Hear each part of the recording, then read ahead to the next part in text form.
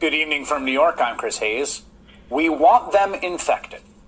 Those are the words of a top Trump appointee directing the federal government to pursue an intentional strategy from the top down to get as many Americans as sick as possible in an attempt at so-called herd immunity. It's a strategy we have seen unfold before our eyes. We've talked about it here on the show. It's been apparent to all of us reporting on this and watching. But we now have the smoking gun evidence, emails obtained by Politico, in which the very people at the center of this say what exactly they were doing. That they wanted people to get the virus. And this is the result.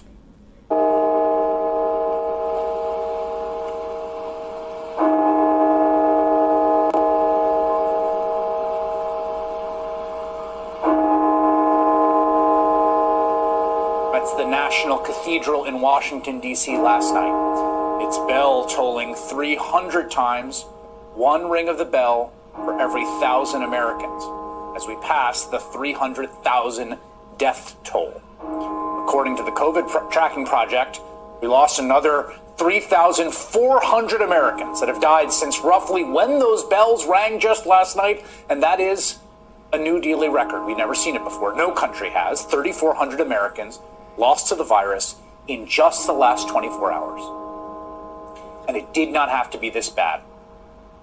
We have the world's worst aggregate death toll by far, and not because of our size. There are bigger countries like China and India, of course. No, the U.S. accounts for around 4% of the world's population, but we have nearly 19% of the world's COVID deaths. But the thing to understand about that is, it is not an accident, and it is not bungling.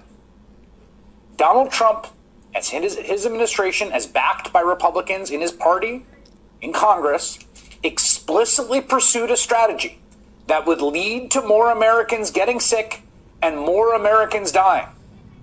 And they did this despite the fact they kept denying they were pursuing the so-called herd immunity approach. It was always clear they were. Trump put Scott Atlas, a right-wing radiologist from a conservative think tank, in charge of the COVID response. And he did that because he saw Atlas on TV when Atlas went on Trump's favorite TV shows and said things like the following, quote, "When you isolate everyone, including all the healthy people, you're prolonging the problem because you're preventing population immunity." See that word there? Immunity. Trump would later talk about the herd. Now, it was always apparent how reckless and dangerous the herd immunity strategy was, because the one place that openly tried it, in good faith, I think they thought it was the best way to do it, was Sweden. And it became clear pretty quickly it was a catastrophe. Sweden had a far, far higher death toll than its neighbors. The elderly, folks in long-term care facilities, particularly hard hit. And the Swedish government was then forced to abandon its failing strategy quite publicly and impose new restrictions. The evidence is clear. You either suppress the virus and you get low levels of cases and low levels of deaths, or you don't and you get high levels of cases and high levels of deaths. There is literally nowhere in the world, nowhere, that has tons of cases and lots of young people getting it who don't end up passing it to people who are immunocompromised and elderly people and people in nursing homes.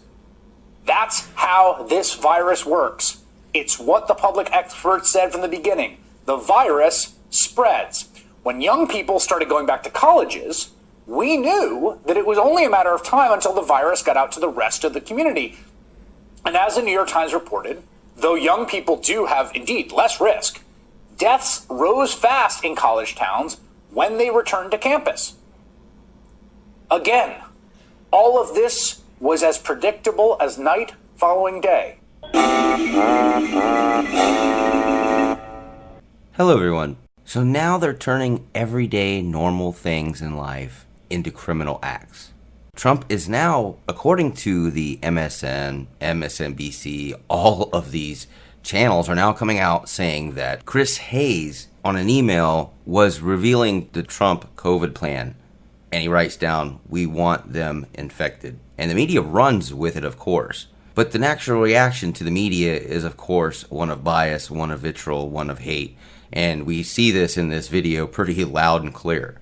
You're a lying dog-faced pony soldier. Anything and everything that they can throw at Donald J. Trump, they will do. In one part of the video, they talk about the infection rate is up to 19%. And we have to think that the number is a little high. And the other thing is, you're ignoring Dr. Birx's own words, that they were labeling deaths, whether they were deaths directly from COVID or not, they were labeling them COVID. Meaning that if you were in a car accident and you passed away and you had COVID, that they would write on the record that it was COVID. So if you add up the numbers in that regard, the total death tally is probably not as accurate as we would want it to be. In many cases, we test more than any other country in the world. So we're going to find out pretty much the true infection rate of an entire country. My guess is that maybe 20% of every country is infected with this cooties 19. Now, if you notice right off the bat in this video, they actually just came off of talks about conspiracy theories. And we want to remind you, the media is the only one that can come up with any kind of conspiracy theories. Otherwise, it's conspiracy theories. Get in there, you big furry oaf! I don't care what you smell! But look what they're actually putting down on here. They literally have the Grim Reaper staring at you in the face, talking about, don't be afraid of COVID. This is brainwashing, mind-numbing junk. And in bold words, they put in, we want them infected. As if herd immunity was never around. The Democrats talk about being a party of science, but then you don't know anything about herd immunity. You don't know that that is an actual course of action one can take. If people are strong enough in an industrialized nation, then they should come out of it a lot stronger once they actually build up an immunity. We hear that they want to go after him for trials, go after him for trials against humanity, all this other junk.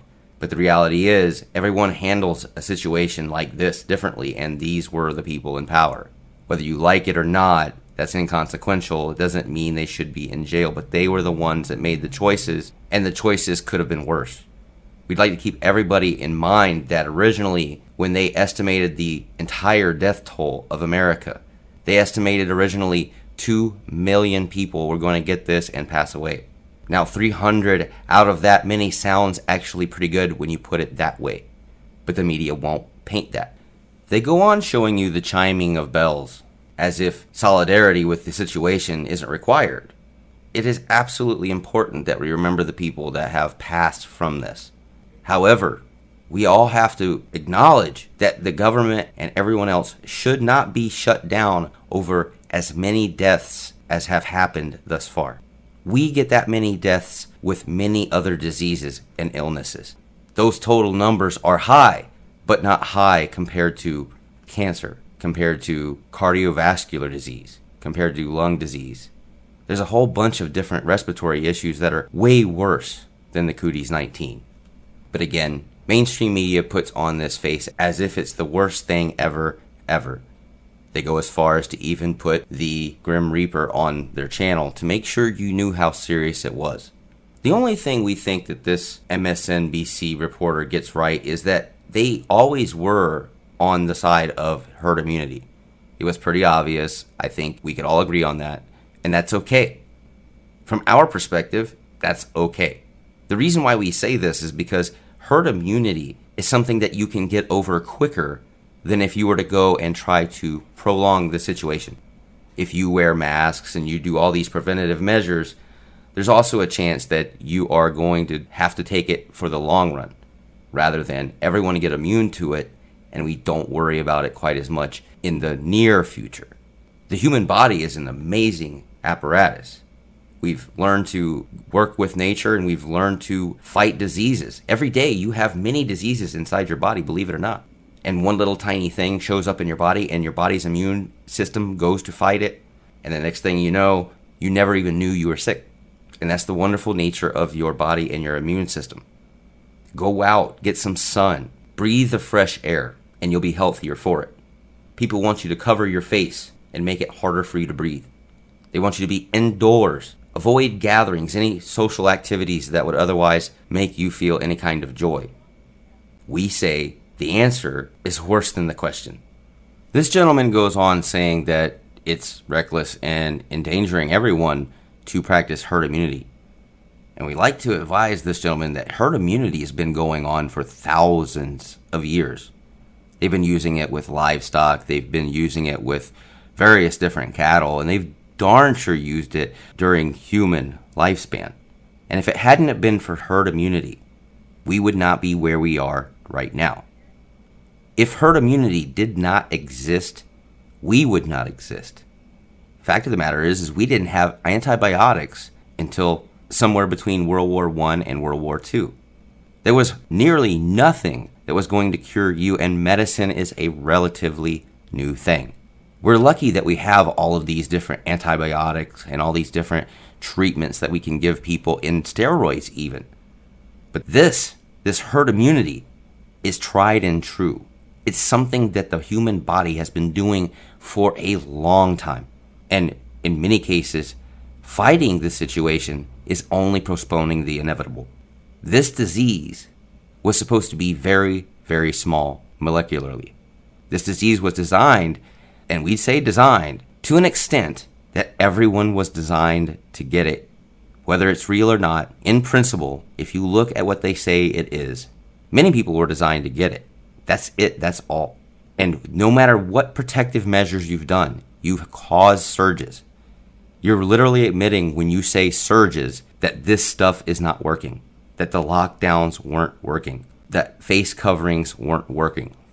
If you have a surge, then explain to me if this stuff is actually working. In our opinion, it seems like everybody's doing this stuff trying to prevent something that they cannot prevent. And I think Trump and his group had the foresight to know that it was unpreventable. There was nothing that could be done other than hope that herd immunity kicked in. These things are very real. In most cases, Indian tribes would rub infectious material on each other at a younger age, of course, so that they could actually build up immunities to certain things. In Rome, when they treated their horses, they practiced a form of vaccination. But that form of vaccination came from infectious materials from other infected horses that were given to younger horses. The idea was that they would actually develop an immunity, and that is what actually happened. In the veterinary industry, we do know indeed about herd immunity. That's the whole reason why it's named herd and not people immunity or group immunity. So this is a very real science. And again, we have a Democrat, a liberal media log for the Democrats going around saying that, oh, whatever Donald Trump says, it's not right, it's not true. But you're denying science right here, sir. You're saying that this science that's been around for thousands of years doesn't exist because you don't like what Donald Trump and his quote-unquote cronies did. That not only makes you anti-science, it makes you very biased. Now this man's talking about how Sweden is being forced to abandon its failing COVID-19 strategy. We say that Sweden never actually abandoned anything. On its face, what this is being said here in this article from New Statesman is a joke. It's a laughingstock. You can't go into herd immunity and then adjust later on. You've already infected a mass population of your country and you're going to lock down everyone after the fact? Fat, drunk, and stupid is no way to go through life, son. Listen to what you're saying here. And if they actually went ahead and did it over there, then they're the ones that really aren't thinking clearly. You don't start herd immunity and then just quit whenever you want. That's asinine to even think that's the case. What we don't understand in this whole entire video is that you're saying that herd immunity doesn't work, but simultaneously vaccinations do. So giving yourself a live variation of the virus in question is not okay. But giving a dead version, a quote-unquote dead version of the virus is an okay thing. You're basically saying that this won't work, but this will, and it's all similar. It's all the same. Fighting with your immune system has been going on since humanity's existence, and now all of a sudden, the past 200 years or so, that's not viable. We don't actually have any immunity, and the medical companies are the only ones that can save us. Never mind that the body creates antibodies. When you have something introduced to you that's foreign, your body tries to figure out what it needs to do to build antibodies to fight it. So you have to be infected at some point to be able to fight any disease that you get. So when they go out and say that viruses can be fixed by vaccines, understand that herd immunity is pretty much the exact same thing, but in a more naturalist tendency. You're doing the same thing that God intended, that nature intended.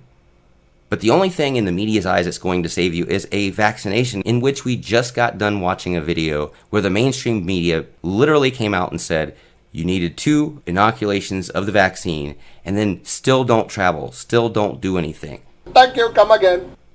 I mean, what's the point in even getting the vaccination if we're still going to be doing the same thing we've been doing the past 9 months? That doesn't make any sense to take a vaccine if everybody's going to do the same cowardly thing they've been doing for the last 9 months. When these media outlets come out and say, well, these colleges, they go out and super spread everything. As soon as they're open, it's so horrible. All these infections just start popping up.